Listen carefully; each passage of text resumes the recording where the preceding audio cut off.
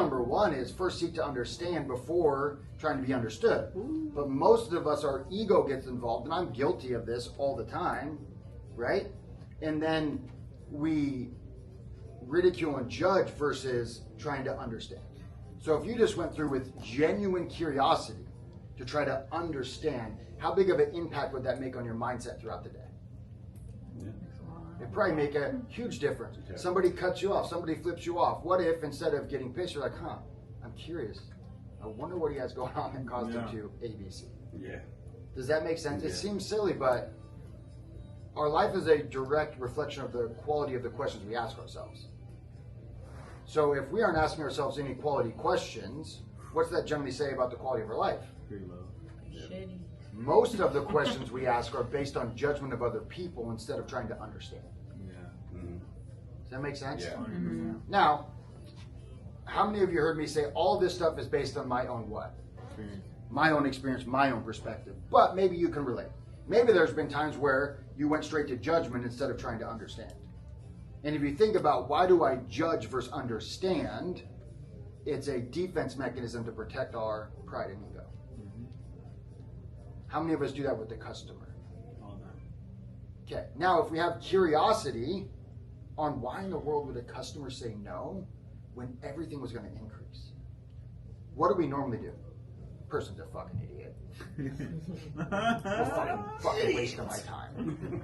Like this is stuff I hear. I'm listening to calls people don't know. What a fucking idiot. Yeah. And then they take the next call. Thanks for calling Century Benefits. Oh, these fucking dudes suck. I'm like, Isaiah. yeah. No, that's not, actually wasn't Isaiah. It's someone on the second floor. It's true. Someone on the second floor. But what if we were like, God, I wonder what caused them to do that? Then what do we try to find? If we have curiosity, then what do we change our focus to? The problem or The solutions? Yeah. We're in the solution business. That's all sales is. Yes. Is trying to understand the customer and then find solutions to the problem. So if after every phone call you're like, why in the world would they say no when everything was getting better? What did I miss?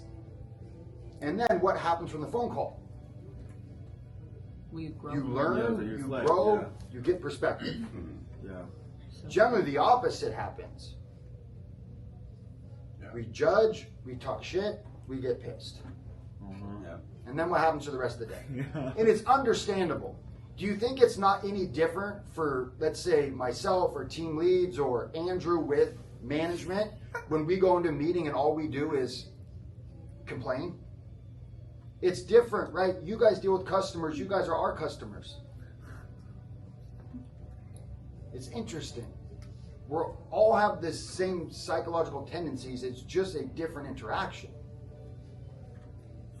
So what if instead of us going, God, why can't this person do this? Or why don't they do that? What if we're just like, what if we tried to understand where they're coming from and then we could help them get from point A to point B?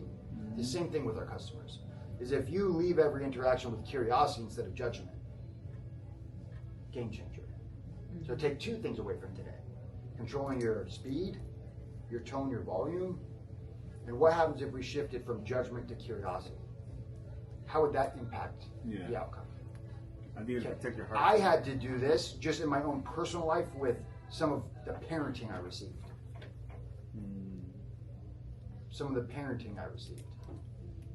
Which is trying to understand why maybe insert parent, relative would conduct themselves the way they did versus judgment. There's a lot more power in curiosity versus judgment. Where does judgment keep you? Nowhere. It keeps you stuck. Keeps you stuck. It keeps you stuck.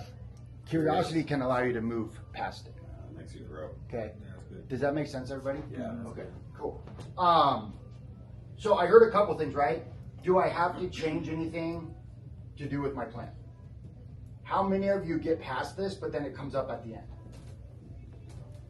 Okay. Yeah. So when these things come up, big like roadblocks, and we kind of skirt around them and we don't actually address them, you have to circle back to those.